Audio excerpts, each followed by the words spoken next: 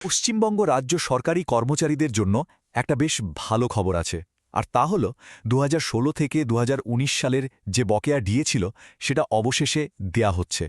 কিন্তু এই ভালো খবরের সাথেই একটা নতুন সমস্যা তৈরি হয়েছে।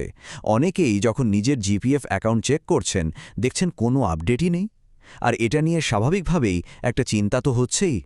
তো ব্যাপারটা ঠিক কি ঘটছে, মানে সমস্যাটা কোথায়? চলুন একটু ভেঙে আলোচনা করা যাক। দেখুন, সমস্যাটা হচ্ছে টাকা কিন্তু ছাড়া হয়ে গেছে, কিন্তু বেশিরভাগ কর্মচারী যেখান থেকে ব্যালেন্স দেখেন, অর্থাৎ এজি বেঙ্গলের যে পোর্টাল, সেটা এখনও রিয়েল টাইমে আপডেট হয়নি। আসল সমস্যাটা এখানেই। তাহলে সমাধানটা কোথায়? সমাধান কিন্তু আছে, আর সেটা একটা অন্য আরও সরাসরি পথে, আর সেটা হলো WBIFMS HRMS পোর্টাল। এখন এই WBFMS HRMS পোর্টালটা কি? এটা হলো সেই অফিসিয়াল সিস্টেম যেখানে কর্মীরা সরাসরি নিজেদের সার্ভিস বুক, স্যালারি ডিটেলস আর সবচেয়ে জরুরিভাবে চলতি অর্থবর্ষের জিপিএফ স্টেটমেন্ট একদম রিয়েল টাইমে দেখতে পান। মানে এজি বেঙ্গলের মূল ডেটাবেসে তথ্য যাওয়ার আগেই বকেয়া ডিএ জমা হওয়ার খবরটা এখানেই চলে আসে। আচ্ছা, তাহলে এখন প্রশ্ন হলো এটা চেক করতে হবে কিভাবে? চলুন পুরো পদ্ধতিটা ধাপে ধাপে দেখে নেওয়া যাক। খুব সোজা, খুব সহজ কয়েকটা স্টেপ। প্রথমে wbfms.gov.in এ নিজের এমপ্লয়ি আইডি দিয়ে লগ করতে হবে। এরপর জিপিএফ মেনুতে গিয়ে রিপোর্ট অপশনে ক্লিক করতে হবে। সেখান থেকে জিপিএফ অ্যাকাউন্ট স্টেটমেন্ট বেছে নিতে হবে।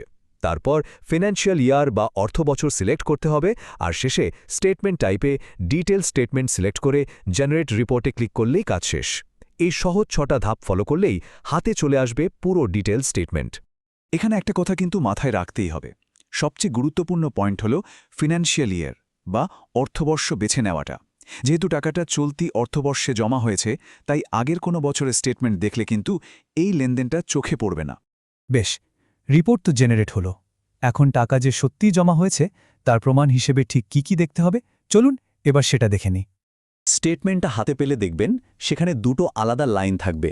একটা হলো জিপিএফের প্রতি মাসের যে সাধারণ চাঁদা কাটে সেটা, আর ঠিক তার নিচেই থাকবে বকেয়া ডিএ জমার একটা আলাদা এন্ট্রি।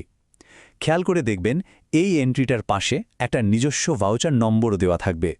এটাই হলো আসল প্রমাণ। আর চূড়ান্তভাবে নিশ্চিত হওয়ার জন্য আরও একটা জিনিস দেখতে হবে।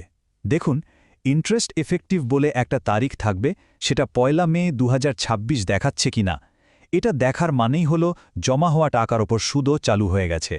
আর হ্যাঁ, এই সুদটা কিন্তু বর্তমান যে হার, অর্থাৎ 7.1%, সেই হারেই হিসাব করা হবে। আর একটা জরুরি তথ্য মনে রাখতে হবে, এই যে বকেয়া টাকাটা জমা হলো, এটার উপর কিন্তু 24 মাসের একটা বাধ্যতামূলক লক ইন পিরিয়ড থাকছে। তো এখন প্রশ্ন হল, এই পদ্ধতিটা জানাটা এত জরুরি কেন? কেন এজি বেঙ্গল আপডেটের জন্য অপেক্ষা করাটা ঠিক হবে না? কারণ এর মাধ্যমে একটা অনিশ্চয়তা থেকে সরাসরি নিশ্চিত হওয়া যায়। এজি বেঙ্গলের পোর্টাল কবে আপডেট হবে তার জন্য আর অপেক্ষা করার দরকার নেই। সঙ্গে সঙ্গে এটা জেনে স্বস্তি পাওয়া যায় যে টাকাটা সুরক্ষিত আছে এবং 1 মে থেকেই তার ওপর সুদ জমা হতে শুরু করেছে। মানে পুরো আর্থিক তথ্যের নিয়ন্ত্রণ সরাসরি কর্মচারীর হাতে চলে আসে। আসলে পুরো প্রক্রিয়াটা দুশ্চিন্তা কমিয়ে প্রমাণটা সরাসরি কর্মচারীর হাতে তুলে দেয়, আর এতে স্বচ্ছতাও বাড়ে। সব শেষে একটা প্রশ্ন থেকেই যায়, আজকের এই ডিজিটাল যুগে সরকারি কর্মচারীদের আর্থিক দুশ্চিন্তাগুলো কমাতে প্রযুক্তিকে কি আমরা আরও ভালোভাবে কাজে লাগাতে পারি না?